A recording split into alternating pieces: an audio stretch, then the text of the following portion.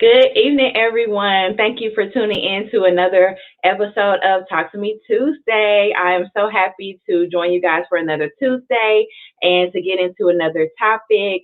As always, I like to say, please, please, please show some love and share. If you're watching me on Facebook, show some love and share.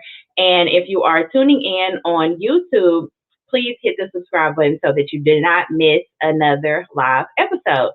So, again, I'm here with another episode for you guys. And this time I wanted to get into a topic that is near and dear to me, which, if you have been tuning in to Talk to Me Tuesday and my different live episodes, you know that I like to talk about topics that I am either dealing with, my friends are dealing with, my family is dealing with, things like that. And I tend to go more towards like, emotional development, emotional maturity, generational curses, and different things like that. So, of course, this is not going to change anything. I am talking about something that deals with the emotions, and also something that I have dealt with, which is I'm talking about walls, emotional walls, and healthy boundaries. Okay.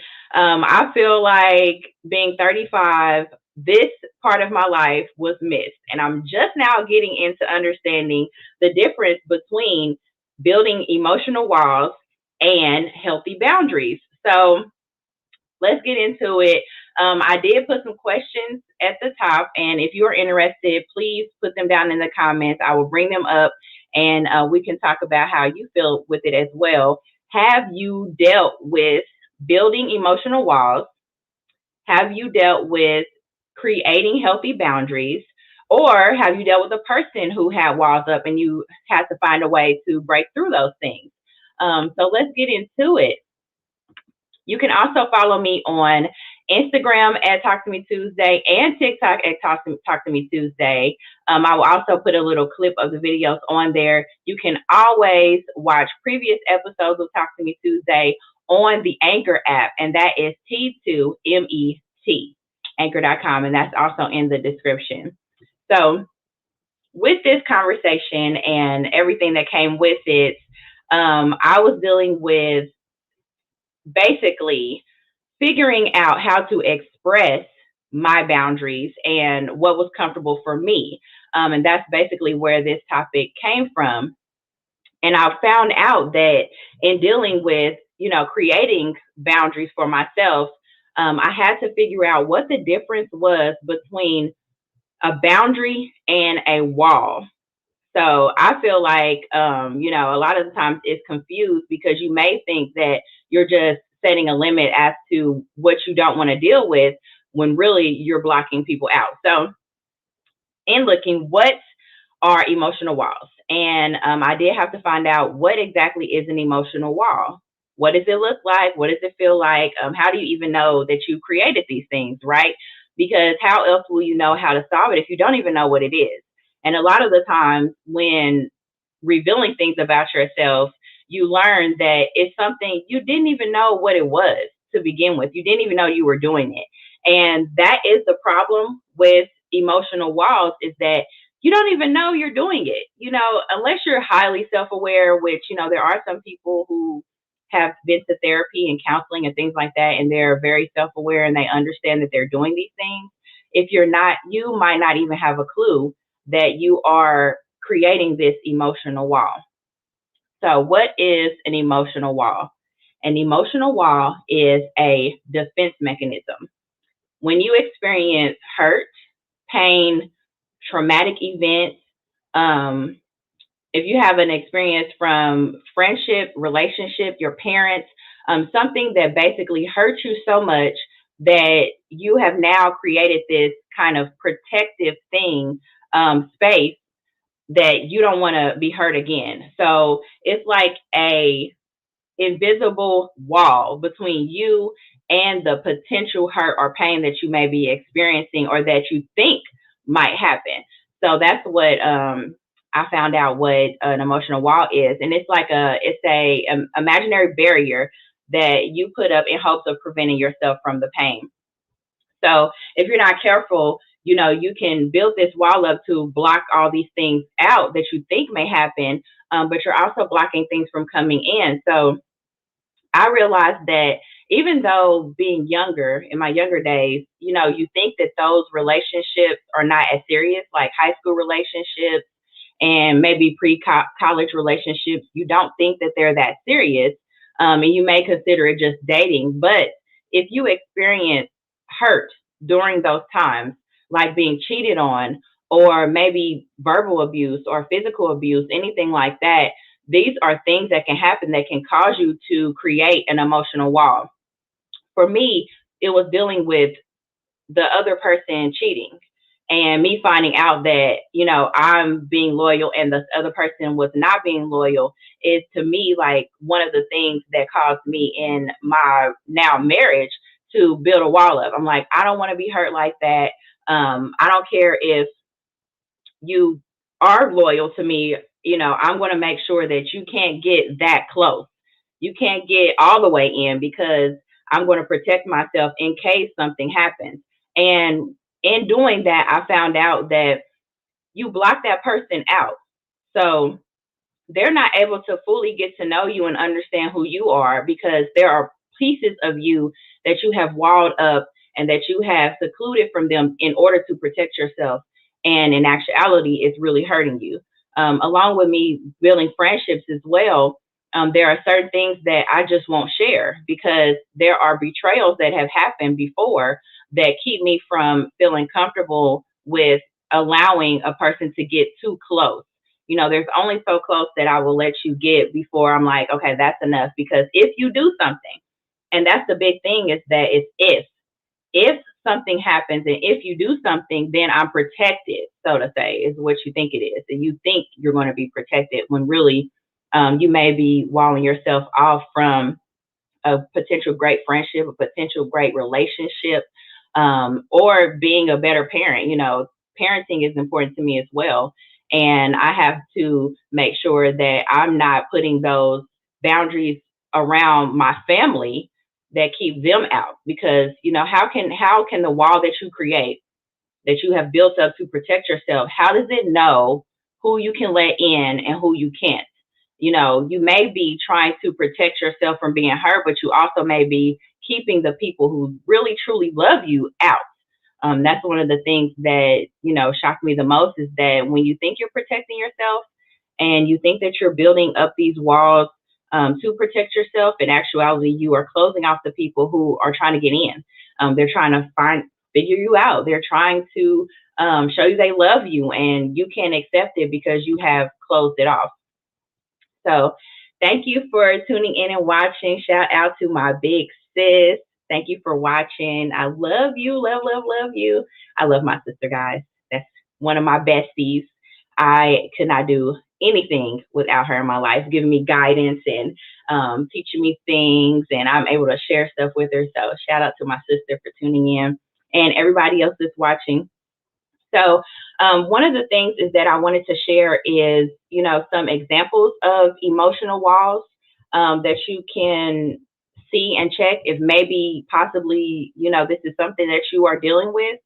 Because for me, it's difficult when you don't know you're doing it and the people closest to you are trying to tell you like, hey, I'm trying to get in there and there's something blocking what's going on. And you don't want to come down the road and look at you years and years and years have gone by and then you finally realize that this is something that you're doing, that you're blocking people out. It's like the earlier that you can get to these type of things and the earlier that you can heal the damage that happened that is preventing you from being open, the better. It's better for you, it's better for your family, it's better for your friends and everything like that. When you can figure out what is causing these hiccups in your life and you can heal them, it's going to be better for you and you get to experience the life that I believe we're all meant to experience, which is happiness, joy, love, all of those things. So examples of emotional walls I have here: words.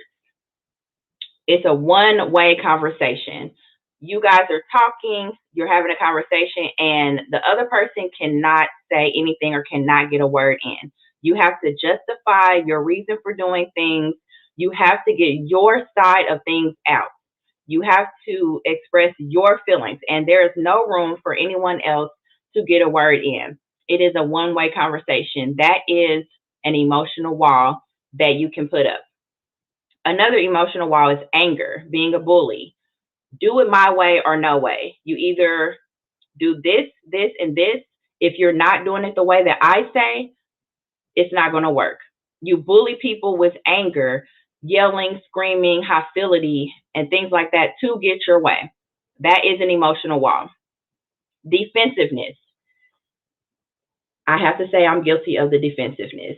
I heard it so many times. I've heard it throughout these years that I get defensive, and I was like, boop, nope, not me. I'm not listening. I don't hear what you're saying. And then I had to look myself in the mirror. And let me just side note this. When you look at yourself and you actually hear what people are saying and you are honest with yourself, that person you see, you are not going to like. I promise you, you're not going to like the person that is in the mirror staring back at you. But like I always say, you can fix it. You can change things up. You don't have to be this person. If you don't like it, change it. We wake up each day with a new opportunity, a new palette, a new platform. You can change it if you don't like it. So the defensiveness is inaccountability. It is automatically, no, I didn't. No, that's not me. I wouldn't do that. And it's like, I'm going to defend myself for why you're attacking my character. And the person doesn't even have to be attacking your character. You just automatically jump to defending yourself. I'm going to defend myself because whatever you're saying is triggering an emotional thing in me that makes me feel like I need to defend myself. That's another thing that I want to bring to you guys is triggers, because I think that's very important. Is, do you know your emotional triggers? But that will be something else that we discuss later on that I'll bring to you guys. So another emotional wall is silence. Also guilty of this, the silent treatment. It's not speaking. You're not acknowledging that person. No speaking. You're not giving them any kind of, it's like the cold shoulder is the best way to describe it. You are not engaging in any kind of conversation, nothing. You are completely silent. That is the silent treatment. That is another way of an emotional wall. Invulnerability. So you refuse to appear weak and show your vulnerable side. You're tough, no emotions, no nothing, no attachments, anything like that. That is also an emotional side. So the scary thing is that when you have these walls up, you're not allowing yourself to be loved. You're not allowing yourself to love. You're not allowing yourself to experience joys of relationship and communication and conversation and things like that. And it's always a battle inside of yourself of, do I let this go? Am I going to be able to let this wall go, or do I keep it up? It's always a battle. You're not able to experience life or the joys of life because you won't allow yourself to put the walls down to really experience it because you're afraid. The main thing that's underlying all of these things is fear. And fear keeps you from doing things. Fear keeps you from living. And you have to recognize when you're being trapped by fear. You have to recognize when these things are coming up and they're halting your life and your progress. You have to understand what's going on and choose. It has to be a choice on your own that it's not something you want to continue to deal with. In this case, in this instance, when you have these walls up, unfortunately, there's no one, no loved one, no family member, no friend that can knock it down for you. It has to be a choice on your own that you choose. Okay, I don't want this thing stopping me from living anymore. So, what are some of the reasons why we put up barriers? And because I wanted to know that as well, things that happen in your life, trauma that happens, of course, you build these emotional walls up to protect yourself. But what are some of the reasons why? We know what they are now in that discussion, but what are some of the reasons why? So one of the things is that it says you are afraid of rejection. You're afraid of rejection. You don't want to be rejected, so you put the walls up. You are afraid of change. So you put these walls up to protect yourself. You don't move out of the state that you were born in because you're afraid that something might happen if you leave out of there. You don't want to speak up and say how you really feel about something because you're afraid that people will not receive it. You have low self-esteem. Confident people, necessarily, they say confident people don't necessarily need to build walls. They create barriers and boundaries, which is what the next thing that we're going to talk about is. So, low self-esteem can also cause you to build these walls up. Your parent relationship or the way that you were brought up can also cause you to build walls. If you were not brought up in a parent household where you guys spoke about your emotions or you were able to express yourself, it can cause you to build up these walls. Or negative past relationships. So a lot of the things that were here, I have dealt with the negative past relationships, being cheated on or having where I'm thinking one thing is going on in the relationship and it's completely not that. So those things hurt, thinking that you are in a relationship and then you find out that it's not exactly what you thought it was, it's something completely different, or you're dealing with a person that is constantly cheating on you or having other relationships outside of you, those things hurt. And if you don't deal with the hurt, you will find yourself building a wall around that because you don't want to experience it again. Who wants to experience being hurt like that? Emotional walls do exist for a reason. It's not like you do it just for the heck of it. It's a reason. So it's definitely important to find out why. Practice kind of letting people in.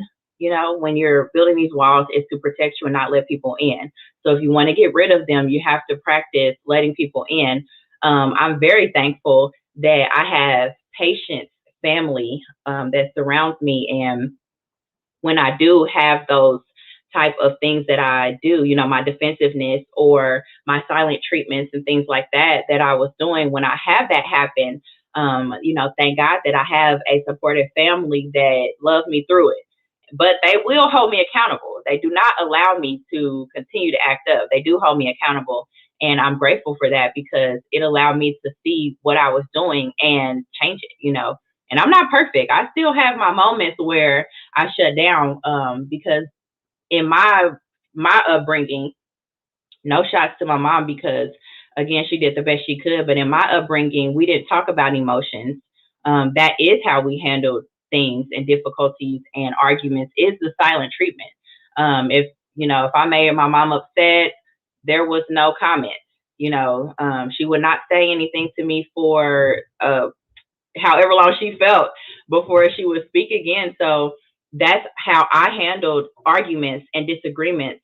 Instead of it being a conversation where I could just talk about my emotions and how I felt, it was always, you going against me, silent treatment. It was never a conversation of like, hey, let's talk about it. Let's discuss what part of it you didn't like and let's work through it. And that is how I had to learn to communicate. If you're not brought up in that manner, that's what happens. So shout out. Hey, thank you for tuning in. God bless you as well. Thank you for watching. No problem at all. Thank you for joining us on this topic. And if it's something you dealt with, please share. If you have dealt with emotional walls and learning how to overcome them, please share your feelings and how you felt dealing with that and what did you do to overcome it.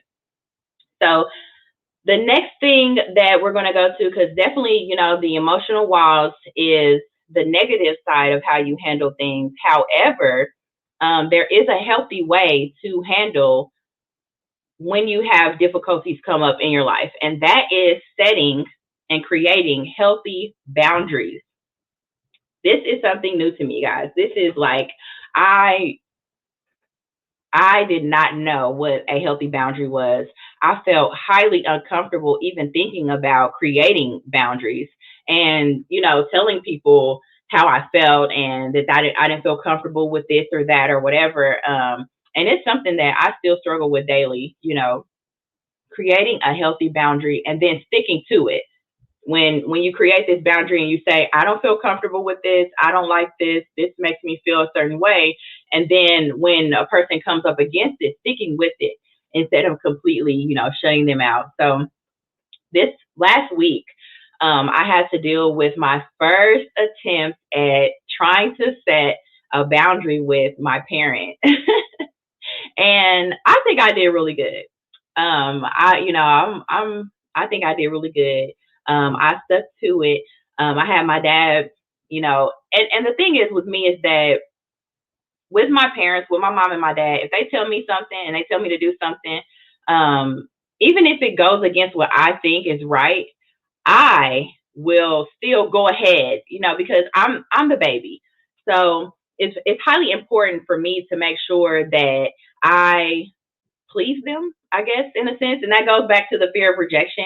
It's highly important for me to make sure that I don't go against what they say, even if, being 35, you would think that I can be an adult and I can stand on my own and not worry about their opinion. However, it still is highly important to me that I please them. And I didn't even understand that about myself until recently. When I had this come up, I was like, oh my God, I'm still this little girl. I still shrink down into baby girl. And, I feel like I can't speak how I really feel. And then it just turns into me wanting to shut down. So this time, I was a big girl. I had to put my big girl drawers on, and my dad was wanting me to do something that I felt was not something that I wanted to do at the time. And even with him being upset with me and like telling me, "You need to do this. You better do this," I had to say, "I'm feeling uncomfortable." My family and me are not being considered in this conversation, and I feel uncomfortable. I feel like that is a boundary that's being crossed, and that after the conversation, after everything calmed down, it was agreed upon that yes, it was something that I felt like was being taken out of how I feel. My feelings were not taken into account on that.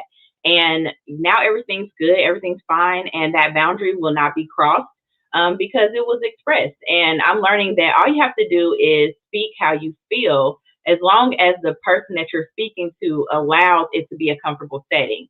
And if you guys are yelling and all that stuff, that is not a comfortable setting. You have to pull back from that. And my sister is saying LOL because she knows how it is when you try to talk to our daddy.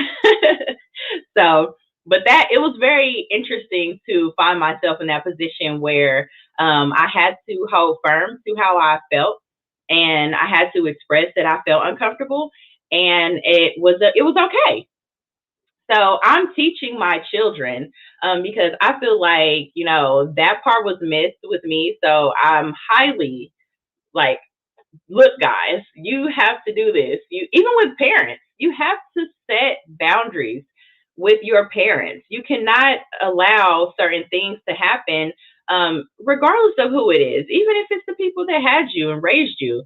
If you feel uncomfortable, then it's okay to say, I'm not comfortable with this. And in a healthy relationship, your boundaries will be respected.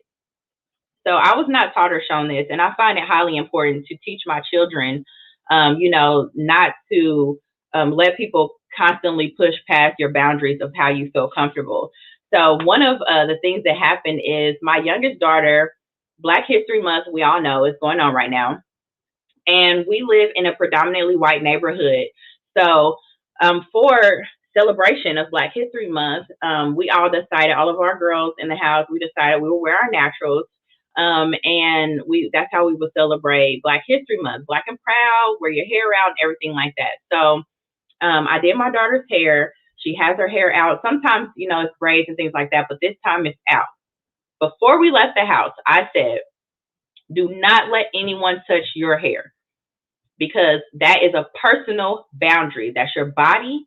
It's a part of you. If she wants them to, that's fine. But if you do not want them touching your hair, tell them to not touch your hair.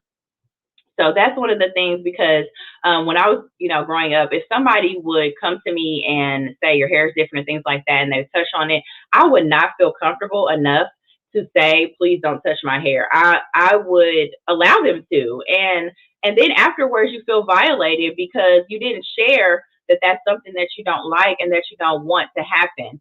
And I felt like if I didn't tell her to stand up for herself and to say this is not what you want, then it wouldn't be just the boundary of hair, it would then be an unwanted hug, an unwanted, touch and things like that, and her not feeling comfortable with saying no. The reason why I'm focusing on this right now is because in my past, me not being able to say that makes me feel uncomfortable, I don't want that, led me into a situation where I was sexually molested.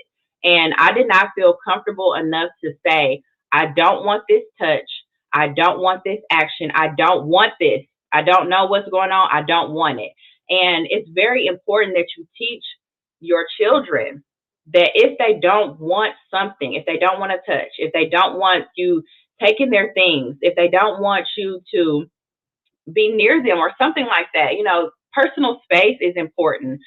Body is important. I don't want you touching on my body, things like that.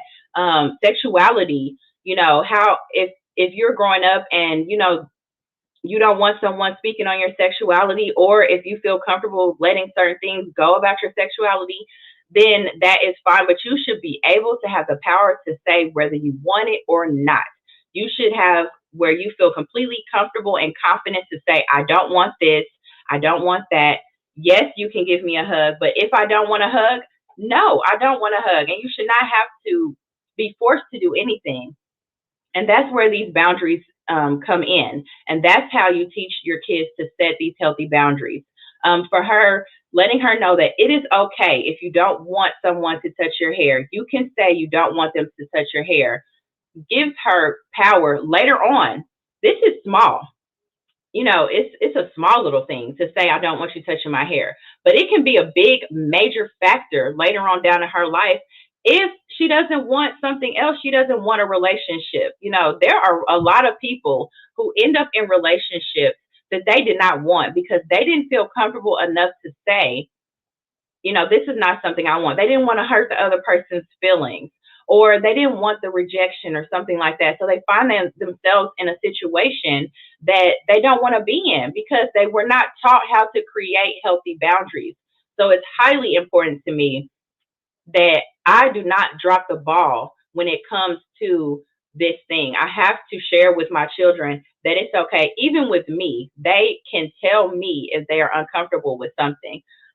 So one of the things I wanted to say is, what are boundaries? What are some things that boundaries can be set on? It's personal space, it's sexuality, it's emotions and thoughts, it's possessions, it's time and energy, culture, religion, and ethics. Your time is important. Don't let people waste your time. Energy suckers, if they're negative, it's okay to say that you don't want to be around negative people. One of the stories that I saw this week was the gospel singer Kiki Sheard, and she was saying that she does not allow her friends to spend the night in her home around her husband. And of course, social media just went a ham on her, calling her insecure, saying that why would she be friends with people that she can't trust, or why would she marry her husband if she can't trust him around her friends and things like that. But why is it not okay for her to say that her house, her marriage is a boundary that she doesn't want crossed? And if her friends are okay with it, why is it that we look at her and it's okay to bash her and call her insecure because she created a boundary that she feels comfortable with? It's okay to have boundaries. It's okay to say what you want and what you don't want. And if you are the type of person that is not comfortable when someone says they don't want something, it's time to do some self reflection. The people who are going ham on her saying she's insecure and all these things, look at yourself. Why do you feel like it's not okay for another person to express their boundaries and what they're comfortable with? That's some inner soul searching that needs to happen. If somebody tells me they're not comfortable with me coming in and just, taking over their stuff, then who am I to say that that's wrong? They don't want it. They don't like it. It's a boundary. I should respect their boundaries as they should respect mine, you know. So boundaries are flexible and they can be adjusted versus the walls that we were talking about earlier. Walls are not changing. You're not letting anyone in. A boundary is hey, this is what I will accept. If you're willing to rock with that, then we're fine. But a wall is like, I'm not letting you in regardless of if everything is okay. I can't even see that because the wall is so high. And walls will not allow you to forgive either. Walls will not allow you to forgive a person if they cross your boundaries. Walls will not allow you to even see that the person is changing, different things like that. So they can be very dangerous if you allow them to keep growing. You'll look around and you have completely walled everybody out. And if that's not what you want for your life, you got to change it. So a lot of a lot of things that I've learned is that by creating walls, there was resentment there. There was resentment to the person who I thought I was protecting myself from. And in order for me to let go of the wall, I had to let go of the resentment. Resentment is a killer. It can be silently hiding under there, and you don't even know that it's the reason why you're not able to function a certain way. It's because you're holding on to this resentment. And when you have boundaries, it reduces the chance of the resentment and it allows for space for you to grow and change. So, in order to create boundaries, you've got to have communication on how you feel. You have to feel confident in what you said you don't want and what you do want. And with the walls, you have to understand that underlying those walls is fear and resentment. And those are two majorly negative emotions that can end up causing you to be the type of person that's angry and bitter and alone.